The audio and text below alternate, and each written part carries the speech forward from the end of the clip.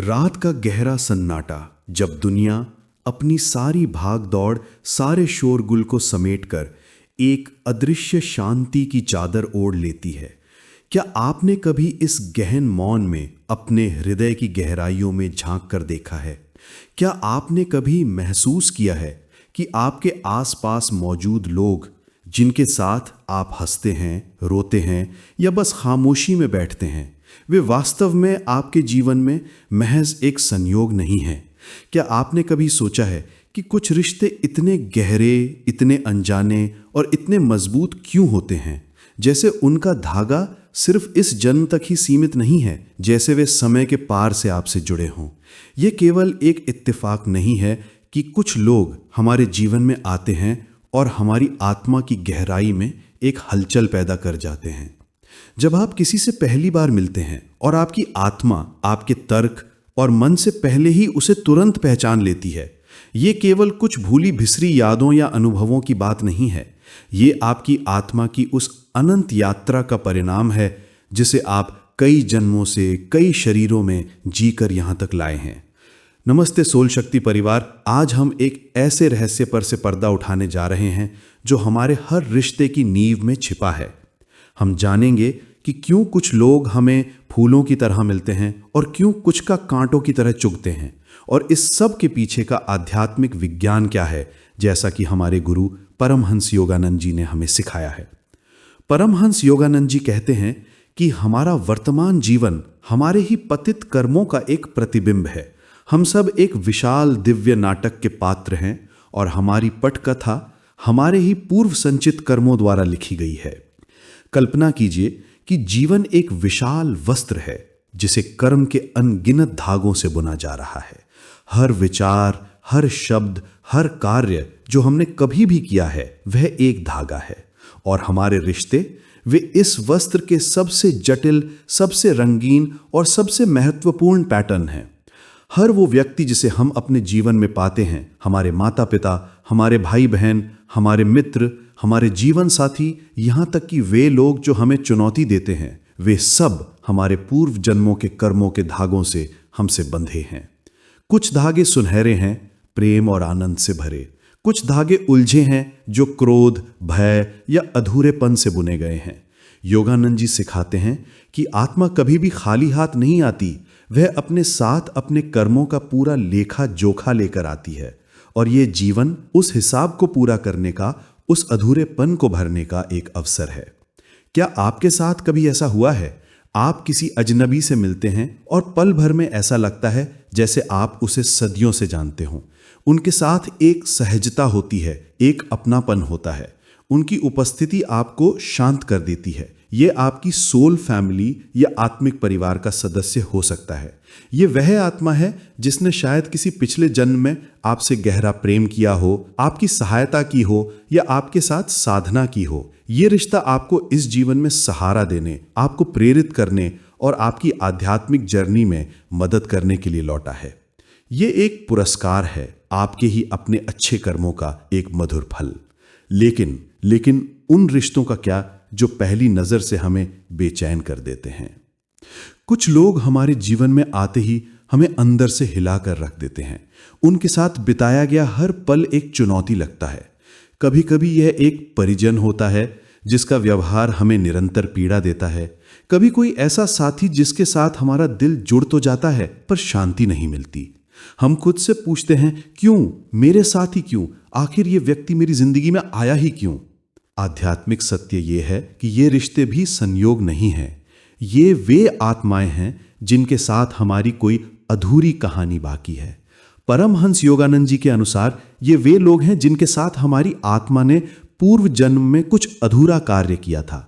शायद हमने उन्हें चोट पहुंचाई हो या उन्होंने हमें। शायद हमारी बीच क्षमा का एक पाठ अधूरा रह गया हो।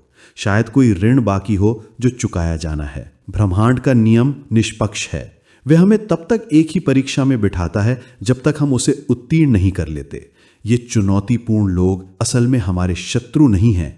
वे हमारे सबसे कठोर लेकिन सबसे सच्ची शिक्षक हैं। वे जिंदगी में हमें सताने नहीं आए हैं। वे हमें हमारे भीतर छिपी कमजोरियों, हमारे अहंकार, हमारे क्रोध और हमारे भय का आईना दिखाने आए हैं। वे हमें वो अवसर देने आए हैं जिसे हमने पिछले जन्म में खो दिया था, क्षमा करने का, समझने का और बिना शर्त प्रेम करने का। उनकी उपस्थिति आपकी आत्मा के लिए एक पुकार है, उस पुराने कर्म के बंधन को काटने के लिए। तो हम इन उलझे धागों को कैसे सुलझाएं? हम इन चुनौतीपूर्ण रिश्तों में शांति कैसे पाएं? पहला कदम है स्वीकार्यता, एक्सेप्टेंस।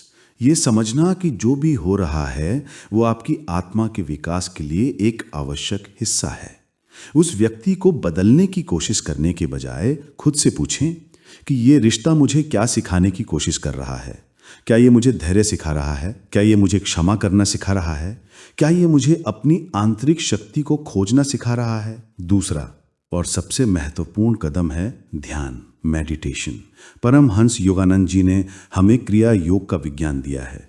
क्रिया योग केवल एक आसन या प्राणायाम नहीं है, ये कर्म के बीजों को भस्म करने की एक अग्नि है। जब हम गहरे ध्यान में उतरते हैं, हम अपनी रीढ़ की हड्डी में बहती दिव्य ऊर्जा यानी कि प्राण के साथ काम करते हैं। ये ऊर्जा जब सही ढंग से निर्देशित होती है तो वो हमारे अतीत के कर्मों के संस्कारों को, उन गहरी गांठों को जला सकती है जो इन रिश्तों का कारण है। ध्यान आपको उस स्थिति तक ले जाता है जहां आप भावनाओं के तूफान में बहते नहीं, बल्कि आप उस तूफान के शांत केंद्र में स्थित साक्षी बन जाते हैं। आप समझने लगते हैं कि आप ये शरीर नहीं हैं, आप ये भावनाएं नहीं हैं, आप वो शाश्वत आनंदमयी आत्मा हैं। और इसी साक्षी भाव से जन्म होता है क्षमा का।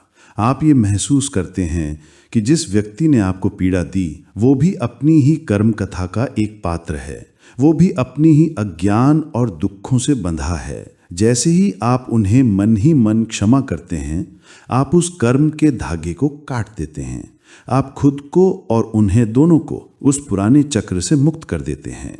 यही कर्म पर विजय पाना है। अंत में हर रिश्ता, चाहे वो सुखद हो या दुखद, एक दर्पण है। वो मित्र जो बिना शब्दों के आपको समझता है, वो आपके भीतर के प्रेम और करुणा को प्रतिबिंबित करता है। और वो व्यक्ति जो आपको चुनौती देता है, वो आपके भीतर के उस अधूरेपन को प्रतिबिंबित करता है जिसे उपचार की जरूरत है। उन्हें दोष न दें, वे सिर्फ अपना किरदार निभा रहे हैं जो आपकी आत्मा ने अपने विकास के लिए चुना है। कुछ रिश्ते केवल कुछ समय के लिए होते हैं, लेकिन उनका प्रभाव जिंदगी भर रहता है। वे आते हैं, अपना पाठ पढ़ाते हैं और चले जाते हैं। उनका उद्देश्य पूरा हो गया, उन्हें धन्यवाद दें। कुछ रिश्ते जीवन भर रहते हैं, वे आपकी यात्रा के साथी हैं। उनके साथ प्रेम और सहानुभूति का व्यवहार करें।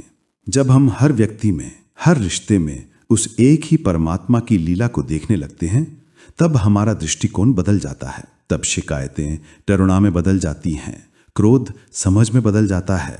आज अपने जीवन के वस्त्र को ध्यान से देखें, उन सभी धागों को देखें, चमकीले भी और उलझे हुए भी। उन्हें स्वीकार करें। हर रिश्ता आपकी आत्मा की यात्रा का एक अनिवार्य अध्याय है, कोई भी संयोग नहीं है। जब आप किसी व्यक्ति के साथ गहरा जुड़ाव महसूस करते हैं, चाहे वो खुशी दे या चुनौती, याद रखें ये केवल वर्तमान का अनुभव नहीं है, यह आपकी आत्मा के अनंत अतीत का प्रतिबिंब है और ये आपके दिव्य भविष्य की ओर आपका मार्गदर्शन भी कर रहा है। इसे समझना, इसे स्वीकार करना और इसके पाठ को प्रेम के साथ अनुभव करना ही आपकी आत्मा की सच्चाई तक पहुंचने का मार्ग है। जैसा कि गुरुदेव परमहंस योगानंद जी ने कहा है, प्रेम ही हर रिश्ते का अंतिम उत्तर है। ये वो शक्ति है जो आत्मा के घावों को भरती है और सभी कर्मों के बंधनों को तोड़ देती है। ईश्वर के प्रति अपने प्रेम को इतना गहरा कर लो कि वो तुम्हारे हृदय से बहकर उन सभी आत्माओं तक पहुंचे जिन्हें ईश्वर ने तुम्हारे रास्ते में भेजा है।